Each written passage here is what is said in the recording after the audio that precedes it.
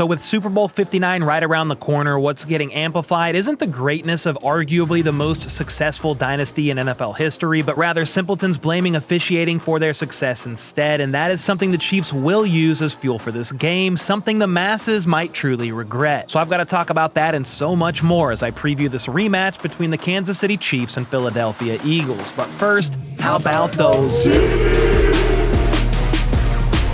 All right, first up, I have some good news to share with all of you, and that is Andy Reid is not retiring after the Super Bowl and will be back next season. Owner Kareem Hunt confirmed this himself to Nate Taylor of The Athletic by saying, "I know for a fact he'll be back next season." Well, it's not really a big surprise here considering Andy just signed an extension with the team last offseason. That pays him a lot of money and doesn't expire until after the Super Bowl of February of 2029. That's 4 more years, so as long as he continues to stay physically healthy, I would think he continues to stay around for years to come. I mean, why not? You're in the midst of a dynasty. You have the best quarterback in the NFL. Keep running them up and let's freaking go. Coaching is different than actually playing, though, so naturally Travis Kelce will probably hang it up before Andy, but Kelce was asked where he hopes to be in 3 years, and his answer was that he hopes to still be playing football. Oh, man, I don't know. Hopefully still playing football. I love doing this. I love coming into work every day. I feel like I still got a lot of good football left in me. Of course, football doesn't last forever, but it's clear he wants to play basically until his body no longer lets him. Based on how he's looked, I think he's still got a season left in the tank. He's still under contract next year anyway, so he would probably want to, if he can play, make that money, why the heck not, and maybe run it back again. Kareem Hunt personally thinks Kelce makes a return for the 2025 season because he loves the game so much. He then said, though, of course, they'll let him take the time he needs to make the decision. They certainly do hope he wants to run it back for another year, though. Next up, Super Bowl Media Week has featured all kinds of interviews and unique moments. Joe Thuney could be seen speaking Spanish. Kareem Hunt shared that Mahomes is so competitive he wouldn't even let him win at Topgolf. Harrison Butker broke down the growing pains he went through after coming back from his knee surgery, but one of my favorite featured DeAndre Hopkins, who was asked about what his outfit was going to be on Sunday, and it was a bit of an unexpected answer. He went on to share that his dad passed away back in 1992 and only left a couple things behind for him, with one of them being a mink jacket. And so I always said I would wear that mink jacket to my wedding and to the Super Bowl, whichever one happened first. I'm gonna get my daddy mink jacket, dog. Well, I'm not gonna lie, I wasn't ready for that one. Combine the dad story with what happened to his mom, and I really hope this man gets a ring. He's one of 3 vets on the offense I'll be cheering on to see them get their first Super Bowl ring. DeAndre Hopkins, yes, Hollywood Brown, and Kareem Hunt also. Of course, I just want to see the Chiefs win in general, so history is made. Tic-tac-toe, 3 in a row, then of course everyone would get a ring on the entire team. But man, there's a few of these vets who are yet to win one, and they'd be absolutely ecstatic. Kareem Hunt is grateful for his second chance with the team, and now that he's got a chance at redemption, he aims to make the most of it this Sunday. Honestly, I do think Hunt remains the primary back, similar to how the workload looked in the AFC Championship game. He led the room with 17 carries compared to Pacheco's 5. It might be closer than that, but the vision Hunt has shown combined with him being rested has made him the more effective of the 2 running backs. That's no diss to Pacheco. He's just not quite himself coming back from that ankle injury. Now, the run game for the Chiefs is not their strength. We know that, especially compared to Saquon Barkley and how the Eagles operate on offense. I mean, KC is 30th in explosive run rate and 32nd in rush yards after contact per carry. In spite of that, some success can be had and really must be found on the ground to help offset the pass game and keep the Eagles defense honest. We'll see Mahomes scramble more in this one for sure. Joe Thuney is going to be at left tackle again with Caliendo at left guard. That does mean Caliendo will be the weak link among the line, a guy who's allowed a 7% pressure rate. He's going to have to stop either Jalen Carter or Milton Williams. Carter has 73 pressures on the year to Milton's 50, but neither will be an easy task. Joe Thuney, meanwhile, will face off quite a bit against Josh Sweat, and Jawan Taylor on the right side will go up quite a bit against Nolan Smith Jr., who leads the team in the playoffs with 4 sacks.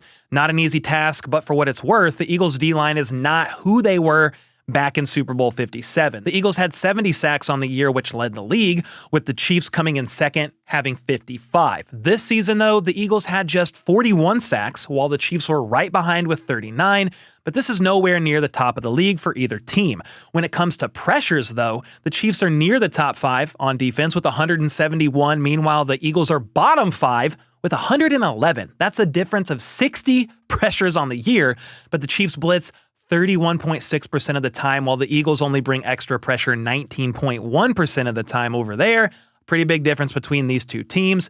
Part of that reason why is, of course, because the Eagles secondary is fantastic. They have the highest coverage grade on PFF by nearly 6 points, which is pretty impressive. But yeah, I know PFF grades are hit or miss, so whatever there. However, I shared in a video earlier this week that they are the #1 scoring defense and the #1 pass defense. Well, good thing Mahomes is 3-0 against #1 pass defenses in the playoffs, averaging 37 points per game, a completion percentage of 70.8%, 2.7 touchdowns, and a passer rating of 108.5. Again, though, this is not going to be easy. The secondary is great. Quinyon Mitchell and Cooper DeJean are two incredible rookie corners. Then Darius Slay and safety CJ Gardner-Johnson are no slouches either. The crazy part is the player with the best coverage grade on their entire team is linebacker Zach Bond. He's also fantastic against the run, one of the best in the NFL. He did pop up on the injury report late last week with a groin injury, though, so he's one to keep eyes on this week. Next up, before I get into more about this Chiefs and Eagles matchup, I wanted to share a few of my favorite underdog picks for the big game on Sunday, and the good news is this is a no-sweat entry where you either win or get a bonus credit back, and this is available for any customer on Underdog. Underdog is the best and easiest place to play fantasy sports, of course, and any new signups who use code HBTC, my code will get up to $1,000 in bonus cash plus a free Travis Kelce pick in the lobby. Now, for my no-sweat big game entry, I went with the higher on Kareem Hunt's 10.5 rushing attempts. He had 17 against the Buffalo Bills in the AFC Championship and will most likely be the primary back once again. Then I hit the higher on both Devontae Smith's 51.5 receiving yards and Travis Kelce's 61.5 receiving yards. For Devontae, he will see a lot of action in the middle of the field, which is a definite weakness of the Chiefs' defense. Then for Kelce, I just can't honestly pick against the guy. The Eagles play a ton of zone coverage, and he's going to find a way in these do-or-die situations at least more times than not. And finally, Jalen Hurts' knee might not be 100%, but he was pretty mobile in the NFC Championship, and he's going to be doing plenty of brotherly shoves, so it's the higher on his 7.5 rushing attempts for me. And with that, I put $10 down on this four-legged flexed entry, so I just need 3 to hit to win. But again, this is a no-sweat entry where you either win or you get your credit back. So make sure to join in on the fun by signing up using code HBTC, or you can go to the home screen of the Underdog app. I have a pack here, and it's boosted a higher value than what you could get if you didn't do it that way. So link to that is in the description down below, or on the Underdog app. All right, something else to keep eyes on, aside from the groin of Zach Bond. Okay, he's probably going to play as well, but I don't know how much it's going to hinder him with the groin issue. But something else to keep eyes on is the fact that the Eagles primarily play zone coverage on defense, a defense ran by defensive coordinator Vic Fangio. I shared last week or earlier this week, I don't know, it all blends, that Mahomes is 8-0 against Fangio in his career, beating him 6 out of 6 times when he was the head coach of the Broncos and then twice when he was more recently with the Dolphins. However, Fangio has given Mahomes problems. In fact, Mahomes only has 20 negative EPA games in his 131 starts. Well, 2 of his 9 worst games were against a Fangio-led defense. The hope is guys who typically thrive in zone coverage, i.e., Travis Kelce, DeAndre Hopkins, Juju Smith-Schuster, and maybe even Noah Gray have a bigger impact when needed. I like the idea of DeAndre Hopkins making a couple of plays because he's been pretty quiet in the playoffs, really the last 3 or 4 games in a row. But obviously, we shall see about that. Kelce operates a bunch out of the slot, which will often pit him against Cooper DeJean. Kelce will for sure be one of Coop's most difficult challenges all year, especially when the play breaks down and Mahomes buys extra time because Kelce follows no rules out there on the football field. Well, That's why I do have my money on Kelce making several plays in this one. In fact, if KC can ever find a way to match Kelce up against a linebacker, Mahomes is most likely going to be looking his way. Travis has a league-high near 4,000 receiving yards against linebackers in the Mahomes era, including the playoffs, which is over 1,400 more than the next closest player in George Kittle. That's not to say Hollywood Brown or even Xavier Worthy can't have an impact in this game, but if Hollywood, for example, is matched up against Quinyon Mitchell, they've been using Hollywood a lot as the deep threat. That man, talking about Quinyon, is basically as fast as Hollywood. Hollywood runs a 4.2740, meanwhile Mitchell's is right there, 4.3340. So Philly has plenty of speed on the back end, and I'll be intrigued to see what the Chiefs do to combat that. A big X factor in this game is going to be coaching, and when it comes down to it, I'm going to trust Andy Reid to have a solid game plan ready against Vic Fangio and that very solid Eagles defense. Obviously, the players need to execute said game plan, and that'll be the key factor in this one, not the refs, although the simpletons would lead you to believe that it is absolutely the refs rigging games for the Chiefs. I mean, it's so bad that when Kelce got a chance to ask the media a question during one of his Super Bowl pressers, he asked them this. Why are you guys leaning into this whole ref thing? You know what I mean? Like, why are you guys leaning into it? Well, that's probably because this guy,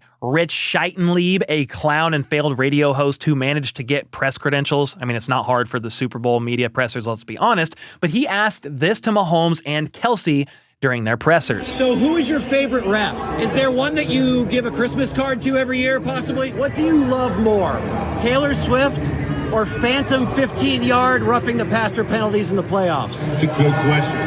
Anybody else? Well, here in a second, I'm going to get to some things I'll be watching for between the Eagles offense and KC's defense. But man, this ref stuff is getting way out of control. The problem is, it's far from just the fake credentialed media members. Adam Schefter fed into it via multiple tweets the morning of the AFC Championship, and it's gotten so out of hand that Roger Goodell was asked about it during his Super Bowl presser, and he basically laughed at the absurdity of the question. The Chiefs getting games rigged for them by the officials. If that wasn't enough, the NFL Referees Association Executive Director Scott Green even came out saying these conspiracy theories are insulting and preposterous. There's 17 officiating crews consisting of 138 officials, which basically makes it impossible to have them all collude together in support of one team. I mean, look, I am not a ref apologist, okay? The officiating is inconsistent at best in the NFL, and yes, the Chiefs do get some bad calls that go in their favor. But this happens with every single team in the NFL.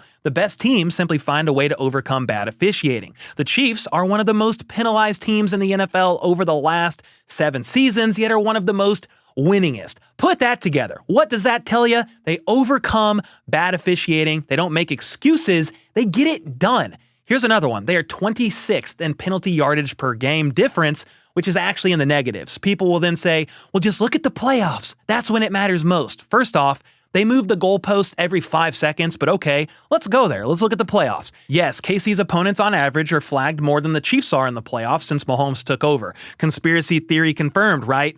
Wrong. First, they are simply more disciplined in high-pressure moments because they've been there and done that multiple times and are coached very well. Second, nobody has played more home playoff games than Kansas City in the Mahomes era, and guess where a lot of the penalties come from on their opponents? False starts and delay of game. That's the Arrowhead crowd advantage, not some grand conspiracy. If that wasn't enough, some say it's being rigged because Taylor Swift helps them generate, talking about the NFL, helps them generate a lot of revenue. But honestly, I think the Bills and Lions would have potentially generated more interest from the masses than a Super Bowl 57 rematch between two teams who just played each other 2 years ago.